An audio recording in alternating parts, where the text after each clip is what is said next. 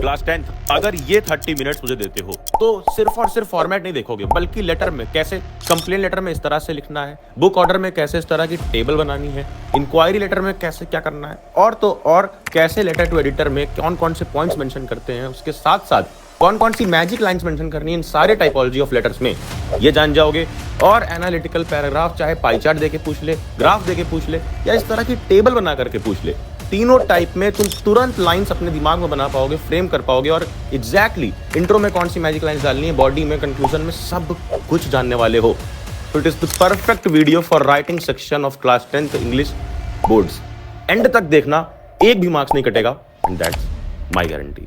शिक्षा के साथ पढ़ ले सीनियर्स को भी सब्सक्राइब कर लो, ताकि हम रहें 10th के साथ भी और 10th के बाद भी।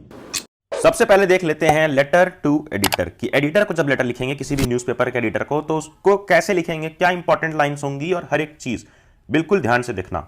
देखो, सबसे पहले यहां पर जो फॉर्मेट रहता है अपना, वही सेंडर्स एड्रेस, ये रहेगा सेंडर्स एड्रेस। उसके बाद एक लाइन छोड़ दोगे, फिर डेट। अब डेट में एक चीज ध्यान रखना है कि डेट हमेशा ऐसे ही लिखनी है, 20 फरवरी या जो भी चल रहा है, फिर कोई कॉमा नहीं लगेगा, 20XX। एक्स करके क्यों लिखना है कि डेट वहां पर हमें स्पेसिफाई नहीं करनी है, क्योंकि पेपर में नहीं दिया हुआ है कि कौन सी डेट को आप लिख रहे हो, ठीक है। और 20 को 20 लिखना है, कोई भी 20th या ऐसे 21st या ऐसे करके नहीं लिखेगा। देन एक लाइन और छोड़ देनी है, फिर लिखना है हमेशा दी एडिटर, कोई भी टू दी एडिटर ऐसा कुछ नहीं लिखेगा। फिर उसके नीचे जहां का एडिटर है, टाइम्स ऑफ इंडिया या नव भारत टाइम्स, जो भी दिया होगा क्वेश्चन में वो, और उसके नीचे वहां का एड्रेस न्यू दिल्ली, इतना लिख दिया। फिर यहां पर जैसे लाइन छोड़ी है, एक लाइन यहां पर और एक लाइन यहां पर छोड़ी है, उसी तरह फिर सर एक लाइन छोड़ देनी है, ठीक है। एक लाइन का गैप देना है, ध्यान से फॉर्मेट देखो। और एक चीज तुमने नोटिस की, एंड में यहां इस पार्ट के ना यहां कॉमा है, ना यहां कॉमा है, ना यहां यहां यहां कहीं भी नहीं, तो कॉमास कहीं भी राइट साइड पर नहीं लगाने हैं, कॉमा नहीं लगाने हैं। फिर नीचे आ जाओ, नीचे क्या लिखना है एक लाइन छोड़ने के बाद, ये हमने एक लाइन छोड़ी, उसके बाद तुम्हें लिखना है सब्जेक्ट, और सब्जेक्ट बिल्कुल छोटा सा लिखना है, evoking awareness toward solar energy. फिर से एक लाइन छोड़ देनी है, ठीक है, फिर से एक लाइन छोड़ दी, और फिर स्टार्ट करना है सर से। सर के भी आगे कोई कॉमा नहीं लगाया, तो पूरे के पूरे लेटर में कहीं भी कॉमा यूज नहीं करना है। चलो आगे देखो क्या है, आगे देखो यहां पर स्टार्ट कैसे करना है। 3 फॉर्म्स होते हैं, 3 सेगमेंट होते हैं। पहला सेगमेंट होता है इंट्रो, फिर होता है ये अपना बॉडी, और फिर ये छोटा सा होता है कंक्लूजन, और फिर होता है एंड में थैंक्स, योर सिंसियरली या योर फेथफुली, कुछ भी लिख सकते हो। चलो स्टार्ट कैसे करना है ये इंपॉर्टेंट है, क्योंकि मैजिक लाइंस इंपॉर्टेंट है। सर लिख दिया, फिर उसके नीचे वाली लाइन से, यहां लाइन नहीं छोड़नी है, सर के नीचे से स्टार्ट करना है। थ्रू दी कॉलम्स के लिए, through the columns of your esteemed newspaper, ठीक है, through the column of your esteemed newspaper, I wish to urge people to use and install solar panels and preserve electricity. Subject क्या था हमारा कि awareness फैलानी है सोलर एनर्जी की तरफ, तो यहां पर वही अपना लिखना है मेन चीज, क्योंकि ये इंट्रो है। 2-3 लाइन में तुम्हें इंट्रो में बता देना है कि तुम किस लिए लेटर लिख रहे हो, ये नहीं बताना है, अपना हाल चाल नहीं देना, क्योंकि तुम किसी ऑफिशियल आदमी को लिख रहे हो, ये फॉर्मल लेटर है। यहां पे तुमने पहली लाइन लिखी थ्रू वाली, थ्रू दी कॉलम्स वाली, वो लाइन कंप्लीट हुई जैसे न्यूज़पेपर पे जैसे ही कंप्लीट होगी वो लाइन, उसके बाद तुम्हें एक ही लाइन बता देना है क्या है, I wish to urge people to use and install solar panel to preserve electricity, कि क्यों सोलर पैनल चाहिए कि इलेक्ट्रिसिटी बचे। अपना मुद्दा क्लियर कर दिया। अब उसके बाद आगे बॉडी में with the growing population and ever demand for electricity, फिर पूरी कहानी बॉडी में कि पॉपुलेशन बढ़ रही है, इलेक्ट्रिसिटी की डिमांड बढ़ रही है, इसलिए अगर हम सोलर एनर्जी पे स्विच करेंगे तो वो बहुत अच्छा रहेगा। पूरा का पूरा लिख दिया, और ये सब भी लिख दो कि क्यों अच्छा रहेगा, उससे लिमिट आएगा, बिजली की बिल बचेगी, इलेक्ट्रिसिटी बचेगी। अब कंक्लूजन देखो, एक पैराग्राफ छोड़ना है यहाँ पर, ऐसे पैराग्राफ जहाँ पर छोड़ोगे, जैसे मान लो यहाँ पर ये लाइन खत्म हो रही है, तो यहीं से नहीं कंटिन्यू कर देना है, कंटिन्यू हमेशा लेफ्ट लाइन रहेगा, पूरा का पूरा लेटर हमेशा लेफ्ट लाइन से सटा हुआ रहेगा। चलो कंक्लूजन लिखना है, I hope this would persuade the people to act towards a healthy and clean environment, बस। फिर उसके नीचे बिना लाइन छोड़े योर सिंसियरली सुमित। अब यहां पर देखो सुमित, यहां तुम्हें अपना नाम नहीं लिखना है, क्वेश्चन में दिया रहेगा सुमित/सुनीता, ऐसे करके नाम अगर दिया है क्वेश्चन में तो वो, और नहीं दिया है तो XYZ, ये कर देना है, ठीक है, समझिए। फिर अगला एडिटर का हो गया। अगला फॉर्मेट है हमें देखना, और मैजिक लाइंस देखनी है कंप्लेन लेटर की। क्या है ये, यहां पर complain about the workers of an event management company, एक इवेंट मैनेजमेंट कंपनी है, उस पर कंप्लेन लिखनी है। तो पहले तो वही है सेंडर्स एड्रेस, फिर डेट, फिर उसके बाद जिसको भेजना है रिसीवर्स एड्रेस, पूरा का पूरा रिसीवर्स एड्रेस, फिर उसके बाद सब्जेक्ट लिख दिया, और फिर सर से स्टार्ट कर दिया। ये इंट्रो, ये बॉडी, और ये कंक्लूजन, फिर थैंक्स। तब इंट्रो में क्या इंपॉर्टेंट है, क्या लाइन इंपॉर्टेंट है, क्या है कंप्लेन लेटर की मैजिक लाइंस, ये समझो। कंप्लेन लेटर जब भी स्टार्ट करोगे ना, तो इस तरह से स्टार्ट करना है कि this is to bring to your notice. ये लाइन याद रखना, जैसे यहां पर हमने ये लाइन याद रखी है एडिटर में कि through the columns of your esteemed newspaper, through the columns of your esteemed newspaper. उसी तरह यहां पर स्टार्ट कैसे करना है, this is to bring to your notice, कि हम आपकी नोटिस में लाना चाहते हैं कि आप इसको नोट करें, इसको देखें, इस तरफ अपना ध्यान लाएं। दैट, फिर उसके बाद क्या समस्या, ये लिख देनी डायरेक्ट, ये होगी लाइन, और इसके बाद यहां से अपनी समस्या समझानी, क्योंकि इंट्रो में छोटा लिखना होता है। That are residential society had booked the Ganesh Chaturthi celebration with your esteemed agency, कि आपकी एजेंसी से हमने गणेश चतुर्थी का सेलिब्रेशन बुक किया था, उसमें क्या प्रॉब्लम आई, ये सब लिखना है। ये लिखने से पहले प्रॉब्लम हमें कहां पे लिखनी है, अपने बॉडी पार्ट में, मेन इशू। इंट्रोडक्शन में थोड़ा उनके बारे में लिख देना कि you had assured me of the best service but I was really disappoint with the arrangement done by your agency. आपने तो अच्छा प्रॉमिस किया बट हमें दिया धोखा, धोखा, धोखा। तुम्हें धोखा मिल चुका है, मैं समझ सकता हूं यार, तुम्हारा दर्द कमेंट में दिख जाता है। पैराग्राफ यहां पर चेंज करना है, और पैराग्राफ चेंज करोगे भी तो भी लेफ्ट लाइन से शुरू करना है, क्योंकि लेफ्ट अलाइनमेंट फॉलो करना होता है। बॉडी लिखी, कंक्लूजन में इंपॉर्टेंट लाइन ये रहेगी, I hope that your agency will take immediate corrective measures to improve the services and will never disappoint your customer. ठीक है, या फिर लिख सकते हो I hope for your action as soon as possible, ये लिखना है। कंप्लेन लेटर में मैजिक लाइन यहां पर क्या लिख सकते हो, I hope for your action ASAP का फुल फॉर्म लिखना, एज सून एज पॉसिबल। फिर थैंक यू योर्स फेथफुली या योर सिंसियर रितिका जैन, या जो भी नाम दिया है, नहीं दिया है तो XYZ। अब आगे देखो, ये लेटर काफी ज्यादा इंपॉर्टेंट है। कौन सा, इंक्वायरी लेटर, क्योंकि इंक्वायरी लेटर में पॉइंटर्स कैसे बनाने हैं ये समझना ध्यान से। ये तुमने समझ ही लिया कि पहले सेंडर्स एड्रेस, फिर डेट, फिर रिसीवर्स एड्रेस, देखो सेंडर्स, डेट, रिसीवर्स, SDR, और उसके बाद सब्जेक्ट, फिर से S, फिर सर लिख के स्टार्ट कर देना। कोई कॉमा का यूज कहीं पर भी नहीं होगा। देखो अब स्टार्ट कैसे किया गया है, पहले बॉडी रहती है, पहले क्या रहता है, बॉडी नहीं, पहले इंट्रो रहता है ना यार, तो ये इंट्रो, फिर उसके बाद बॉडी, फिर उसके बाद कंक्लूजन। कैसे है इंट्रो, कंप्लेन लेटर तो हमने समझ लिया, इंक्वायरी लेटर में इंट्रो कैसे करना है कि इंक्वायरी तुम कभी कैसे कर पाते हो। जैसे देखो, इंक्वायरी हमें जानना क्या है, inquiry about inter state science exhibition, science exhibition जानना होगा, कभी कभी कोचिंग में एडमिशन लेने के लिए इंक्वायरी करनी होगी, कभी कुछ और इंक्वायरी। और इंक्वायरी हम तभी करते हैं जब हमें पहले से उसके बारे में कोई इन्फो रहती है। तो अब वो इन्फो कहां से मिली है, इसके बारे में हमें डिस्कस करना है इंट्रो में ही, ये पहली लाइन में। As per your invitation letter, कि अब इन्विटेशन लेटर के according for inter state science exhibition in your school from 20 March 20XX। अब ये यहां पर ध्यान दिया कि हमेशा डेट जब भी लिखोगे तो इसी फॉर्म में लिखोगे, चाहे बीच में लिखो, शुरू में लिखो, कहीं भी लिखो, क्योंकि इस फॉर्मेट में डेट लिखने से हम डेट स्पेसिफाई नहीं करते हैं, जो नहीं करना होता है। ठीक है, 22 March 2026 to 27 I wish to confirm our school's participation for the same. बहुत सिंपल सा इंट्रो कि आपके लेटर आया था तो लेटर के अकॉर्डिंग हम अपना कंफर्मेशन दे रहे हैं। फिर उसके बाद अब और क्या इंफॉर्मेशन चाहिए तुम्हें एक्स्ट्रा, ये लिखना है बॉडी में। यहां से kindly provide me with following detail. अब इंक्वायरी में कभी हो सकता है कि पता करो कि तुम्हारे आसपास जिम खुला हुआ है और जिम में क्या क्या है सब कुछ पता करने के लिए, तो वहां पर लिख सकते हो kindly provide me the following detail, ये सब में लिखना है। ये मैजिक लाइन है इसकी, kindly provide me with the following details. और डिटेल सबकी अलग अलग रहेगी। जैसे अगर कोचिंग या फिर जिम ज्वाइन करनी है तो उसमें क्या क्या पूछोगे कि टाइमिंग क्या क्या है, AC लगी है या नहीं लगी है, क्या है फैकल्टी क्या है, यानी कि कौन वहां पर जिम ट्रेनर है, कौन वहां पर कोचिंग में पढ़ा रहा है, या फिर यूनिसेक्स जिम है या फिर नहीं।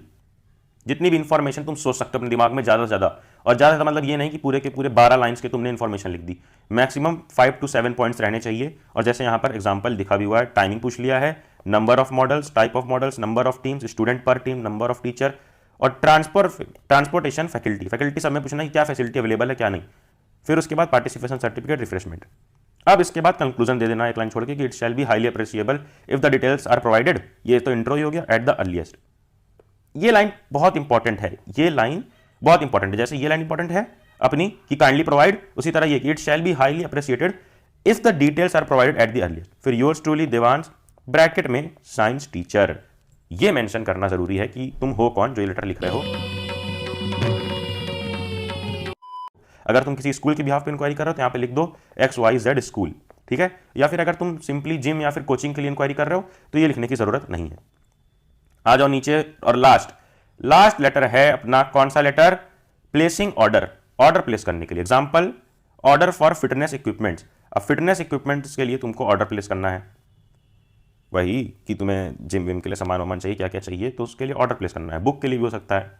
तो पहले अपना एड्रेस, फिर उसके बाद डेट लिख सकते हो, ये डेट है, फिर उसके बाद सेंडर्स एड्रेस यानी कि रिसीवर्स एड्रेस जिसको भेज रहे हो, ये अपना एड्रेस, फिर डेज, और फिर ये रिसीवर्स एड्रेस, फिर उसके बाद सब्जेक्ट और डियर सर / मैडम।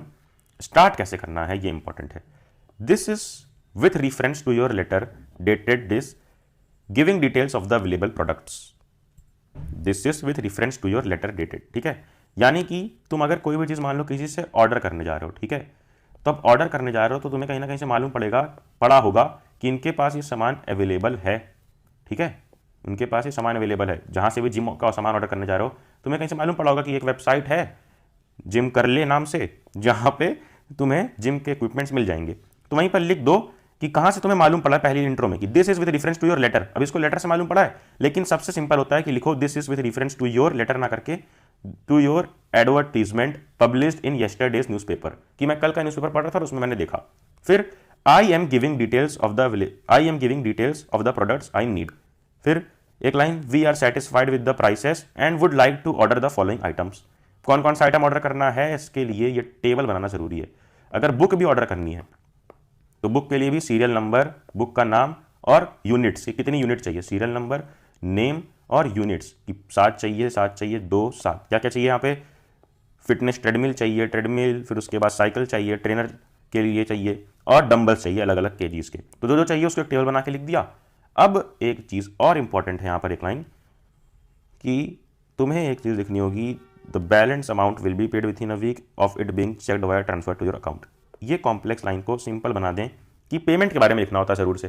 तो पेमेंट के बारे में कैसे लिखोगे, पेमेंट के बारे में लिखोगे I will pay the full amount after the successful delivery, कि सीओडी करूंगा मैं, कैश ऑन डिलीवरी, या डिलीवरी के बाद पैसे दूंगा। ये सबसे ईजी है। हाफ ऑफ लिखोगे तो ये भी मेंशन करना पड़ेगा कि तुमने हाफ अमाउंट दे दी है। सबसे सिंपल लाइन ये है। और फिर थोड़ा बहुत डिस्काउंट मांग लो, we hope you will adhere to terms and conditions agreed upon and provide us with 15% discount on total amount. ये चीज़ सब में मेंशन कर देना कि we are your old customer that why we expect 15% discount, या we expect 15% discount as per your offer you mention in the advertisement on newspaper. Yours truly, फिर उसके बाद लिख दो एंड में योर्स ट्रूली XYZ। फिर ये लिखना चाहो तो लिखोगे, नहीं तो नहीं। Managers Mrs Pioneer sports company, ये लिखना चाहो तो लिखो, नहीं तो नहीं, चल जाएगा। XYZ से खत्म कर देना है। तो चारों लेटर में अगर हम देखें तो सबसे इंपॉर्टेंट चीज क्या है, देखो सबसे इंपॉर्टेंट चीज क्या है चारों लेटर में। पहला एडिटर लेटर। एडिटर के लेटर में फॉर्मेट बहुत इंपॉर्टेंट होता है, और ये इंपॉर्टेंट है कि through the columns of a stream newspaper. फिर कैसे इसको एंड करना है। और यहाँ कंप्लेन लेटर में इंपॉर्टेंट ये है कि this is to bring to your notice, ये लाइन जरूरी है। उसके बाद डायरेक्ट शुरू कर दो कि क्या लफड़ा हो गया, क्यों कंप्लेन लिख रहे हो। और फिर I hope that you will take immediate corrective measures या you will respond as soon as possible. फिर यहाँ पर इंक्वायरी लेटर में ये पॉइंटर्स जरूर बनाने होते हैं, ये पॉइंटर्स, और लिखना होता है कि हम किस चीज़ की इंक्वायरी कर रहे हैं और कहाँ से इन्फॉर्मेशन मिली। तो as per your invitation letter या एज पर कुछ भी लिख सकते हो जहाँ से तुम्हें मिली है इन्फॉर्मेशन। और उसी तरह प्लेसिंग ऑर्डर में भी this is with reference to your letter dated. यहाँ पर तुम्हें मैंने बताया this is with reference to the advertisement you published on in yesterday's newspaper. Then ये सारी चीज़ें कि बैलेंस तुमने पे किया है कि नहीं, पैसा कब पे करोगे, फिर डिस्काउंट मिलना चाहिए क्योंकि तुम पुराने कस्टमर हो, और नीचे XYZ करके खत्म कर दो।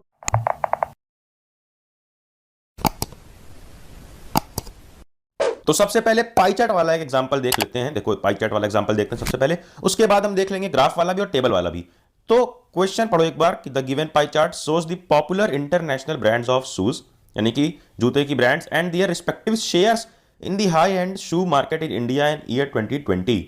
रिस्पेक्टिव शेयर्स का मतलब कि कौन से मार्केट का कितना शेयर है, कौन से ब्रांड का कितना शेयर है शूज की मार्केट में 2020 में। अब study the chart carefully and right an analytical paragraph in about 120 words. कितने वर्ड्स में वर्ड लिमिट दी है, 120 words, giving the general trends and other necessary details. General trend जो दिखाया गया है इस पाई चार्ट में, और भी बाकी डिटेल्स जो आप एनालाइज कर सकते हो वो लिखना होगा।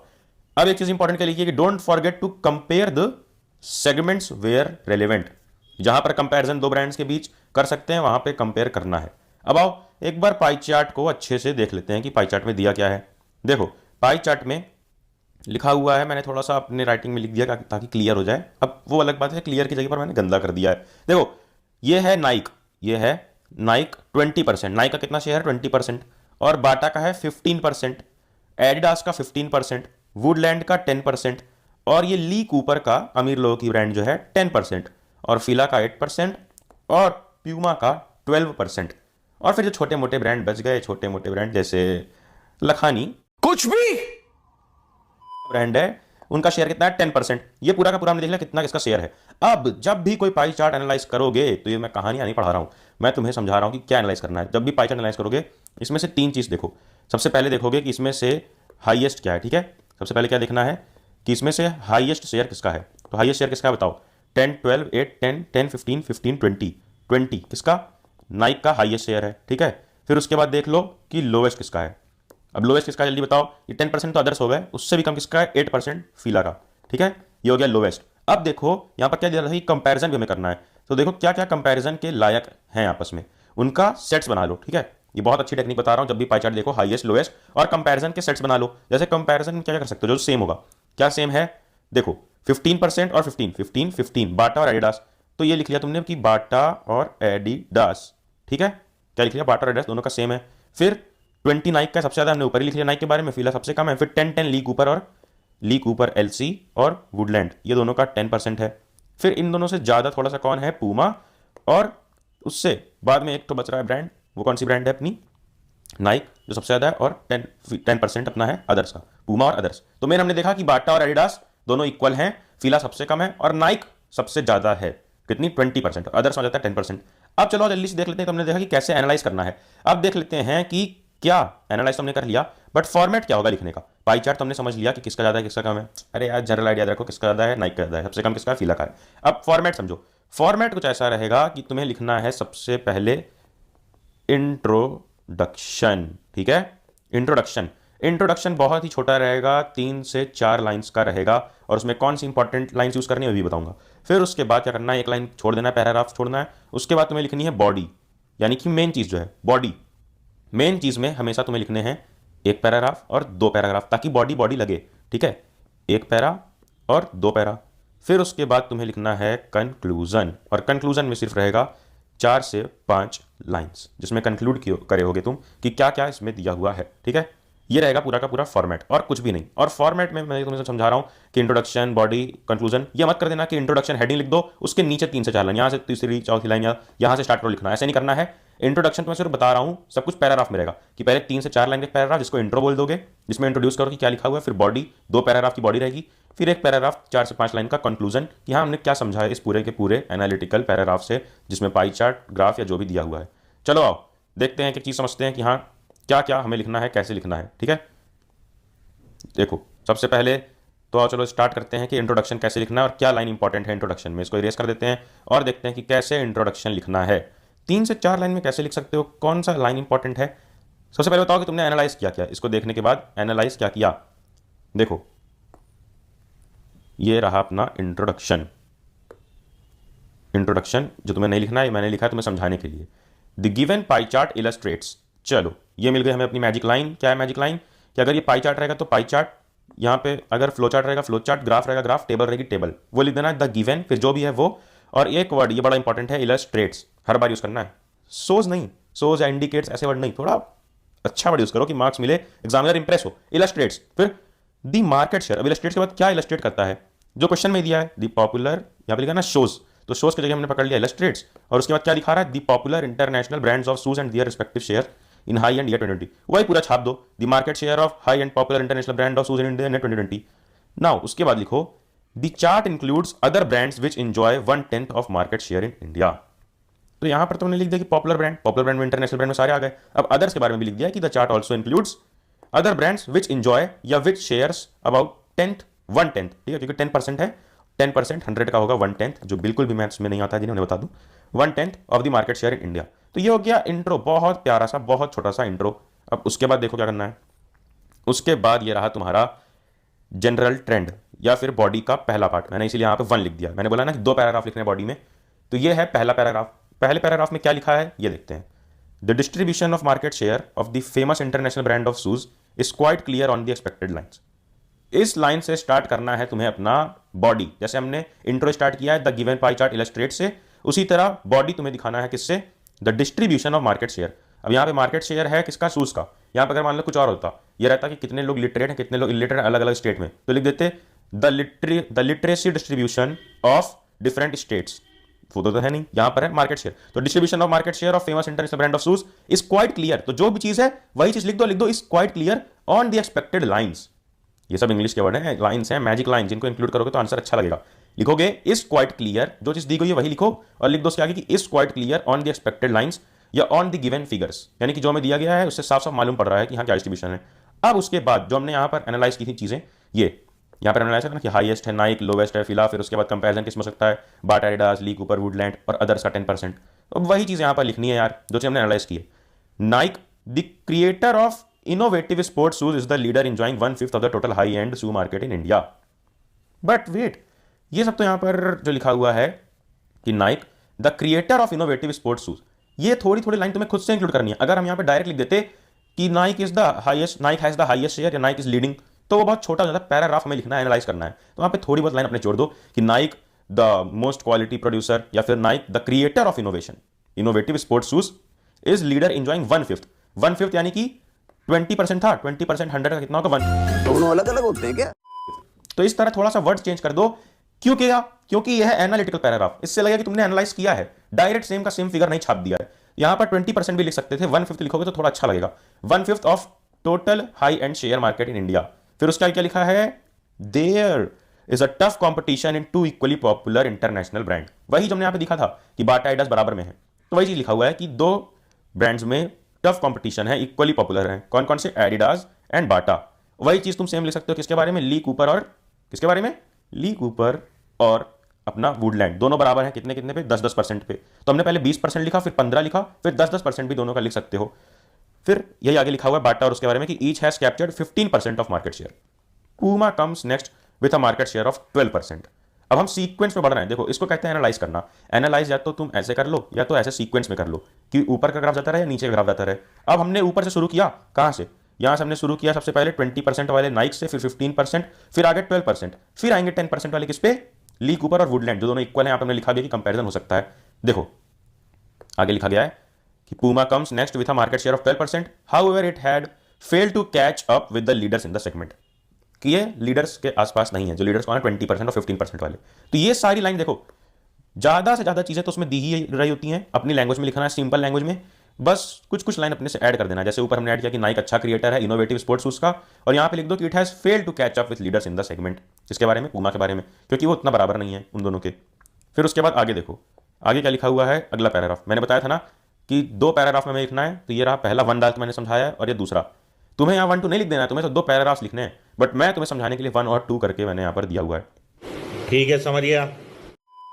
देखो क्या लिखा है, वुडलैंड। अब आ गया वुडलैंड की बारी, देखो 10% वाले की बारी आ गई। वुडलैंड हैज कवर्ड या carved out a special fascination for the exclusive buyers of this particular brand.